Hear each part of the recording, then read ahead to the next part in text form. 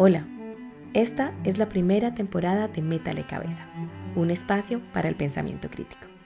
Alberto Morales Gutiérrez, lector, columnista, emprendedor, escritor, nos invita a atrevernos a pensar, a llevar la contraria. Nos gusta que usted esté por aquí. Hola, estoy muy contento de estar con ustedes hoy en este segundo capítulo de Métale Cabeza, un podcast que ha sido concebido para impulsar el pensamiento crítico. En nuestro primer encuentro hablamos del pensamiento efectivamente, pero incorporamos una discusión que se ha venido agitando con los etólogos, que son los expertos en el comportamiento animal, para tratar de esclarecer cuáles son los niveles de pensamiento que pueden tener los animales y aprendimos un montón de cosas alrededor del tema. De hecho, incluso la intención hoy, que es hablar de las trampas del pensamiento, que son dos, hoy vamos a hablar de la primera, nos hizo que pensando con premeditación y alevosía, como diría el abogado, nos abstuviéramos de mencionar a Franz de Waal, un etólogo que apenas queremos mencionar hoy, porque es un hombre que ha dedicado los últimos 30 años de su existencia a estudiar una comunidad en particular, que es la comunidad de los bonobos, unos chimpancés que viven, que habitan solamente en un territorio específico del mundo, al sur de lo que hoy se conoce como el Congo, la República Democrática del Congo. Allá los bonobos habitan y Franz de Waal se ha dedicado pues a estudiarlos a profundidad. ¿Por qué la obsesión de Franz de Waal con los bonobos? Porque se reafirmó una hipótesis que él tenía de la relación que existe entre los bonobos y la especie animal humana, porque cuando se terminó de esclarecer el tema del ADN se descubrió una cosa sencillamente extraordinaria, y es que el ADN de los bonobos, el 98% del ADN de los bonobos es igual al 98% de nuestro ADN, del ADN mío, del ADN suyo. O sea, realmente la diferencia que existe entre la especie animal humana y los bonobos en términos de ADN es solamente del 2%. Esa es una cifra francamente impresionante porque nos permite concluir que esta cosa que nos hace diferentes, esto de la inteligencia, surge y se desarrolla y se desencadena en ese 2% exclusivamente, lo que hace que la cosa sea francamente interesante. Para que ustedes tengan una idea de cómo Franz de Waal ve a los bonobos, él dice una cosa muy, muy bella. Dice que una de las cosas que él aprecia en los bonobos es que tienen unas conductas francamente altruistas. Franz, que es un ateo militante, pelea mucho con las religiones porque él dice que las religiones no se pueden abrogar el hecho de que la moral o la ética sea una invención de ellas, sino que eso habita, pues dijéramos que en la especie animal en la medida en que se va desarrollando, que es una hipótesis pues como muy, muy interesante. Franz de Waal mira a los bonobos desde el punto de vista de las relaciones sexuales, a los bonobos desde el punto de vista de las relaciones con la comunidad, del liderazgo, las discusiones, disculpen, es un término inadecuado, los conflictos que existen alrededor del poder, cómo manejan los conflictos entre ellos y entre otras comunidades. El estudio de Franz de Waal alrededor de los bonobos es francamente fascinante.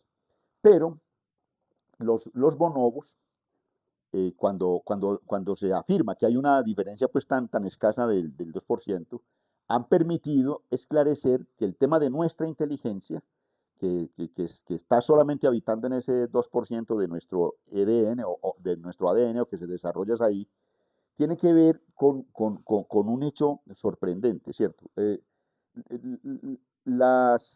número de células, de neuronas que se mueven en nuestro organismo, dicen los científicos, son más o menos de 10.000 millones de células neuronales. 10.000 millones, que es una suma pues escandalosa. Pero de los 10.000 millones, solo 1.000 millones de neuronas están dedicadas a manejar nuestro organismo, cómo movemos los brazos, qué es lo que hace el corazón, y 9.000 millones de neuronas están concentradas en eso que se llama la mente, que es como una cosa abstracta alrededor de la cual se sigue estudiando hoy en el mundo. Pues resulta que es que la mente humana tiene unas características fundamentales, que es lo que hacen pues el prodigio de lo que significa esta especie, porque la especie animal humana en su mente es capaz de construir lo que se llama el sentido de la identidad. Yo sé quién soy yo, el sentido de la identidad. el sentido del tiempo, pasado, presente, futuro. Eso no lo tiene sino la especie animal humana. Ninguna otra especie animal piensa en términos de tiempo. Y el sentido de la identidad es muy importante porque es tan importante que, por ejemplo, un niño, todos nosotros empezamos a tener memoria de lo que hacemos a partir del descubrimiento de nuestro sentido de la identidad. Cuando el niño dice yo soy, entonces ahí está claro el hecho de que podemos empezar a acumular en la memoria lo que somos. Y también puede ser el sentido del tiempo, pero también tenemos el sentido de la imaginación. Es que hay una definición que encontré por aquí de la imaginación que me parece fascinante. Dice, la imaginación es que nosotros somos una especie animal capaz de ver lo que no existe, lo que es cierto. Porque imaginar es crear nuevos mundos que no existen, ¿cierto? O sea, que son una serie de condiciones excepcionales. Somos la única especie que tiene diálogo interior, o sea, conversamos con nosotros mismos y que somos capaces de raciocinar, pero además somos la única especie que tiene un lenguaje, ya hablamos del lenguaje en el capítulo anterior.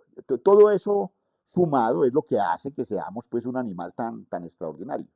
Pero eso es lo que nos permite hablar de la primera trampa, de la primera trampa del pensamiento, de cara pues a lo que significa que podamos desarrollar el pensamiento crítico.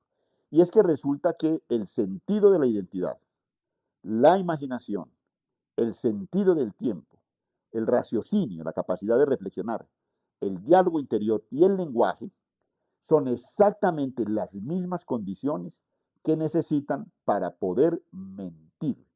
Somos la única especie animal que miente.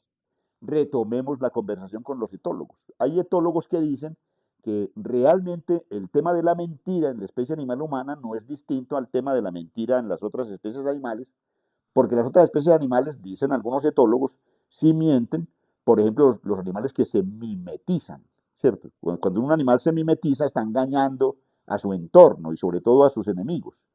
Pero no, dijéramos que ya hay una especie de conclusión concertada en el sentido de que el mimetizarse, que sí refleja un instinto de sobrevivencia esencial, no es lo mismo que la mentira, que la elaboración, la cuidadosa elaboración de la mentira, ¿cierto? La mentira tiene otras características. Puede haber un rasgo de sobrevivencia cuando al niño le preguntan si usted fue el que tumbó esa taza y el niño dice yo no fui, aunque haya sido él, pues que es una manera de mentir, pero realmente alrededor de la mentira se ha construido toda una elaboración mental que requiere ciertamente de muchísima inteligencia, porque juegan todas esas características que son las que hacen diferente a la especie animal humana como lo hemos venido planteando aquí. No hay sino tres especies animales adicionales que tienen sentido de la identidad. Un delfín se ve frente a un espejo y el delfín dice, ¿yo qué estoy haciendo ahí? Yo, pues, cierto, piensa, se colige que está pensando porque el delfín se identifica. Lo mismo ocurre con los elefantes, se identifican cuando se quiera que se ven frente al espejo. Los cuervos, los cuervos también son capaces de identificarse y desde luego los primates en lo fundamental se identifican. Pero ninguna otra especie animal se identifica. Un perrito se ve frente al espejo y se asusta, pues él cree que ahí hay otro animal. Hay una antropóloga que se llama Victoria Taboada, psicóloga también, que, que voy a leerles la definición de la mentira porque me parece que es bien interesante. Victoria Taboada dice, tenemos la capacidad de decir algo completamente diferente a lo que pensamos, decir algo completamente diferente a aquello en lo que creemos e incluso completamente diferente a lo que deseamos. Esa capacidad única de nuestra especie en el sentido de que podemos distanciarnos del mundo tal cual lo estamos viendo, distanciarnos de la realidad inmediata, esa cualidad es la que hace que podamos elaborar la mentira.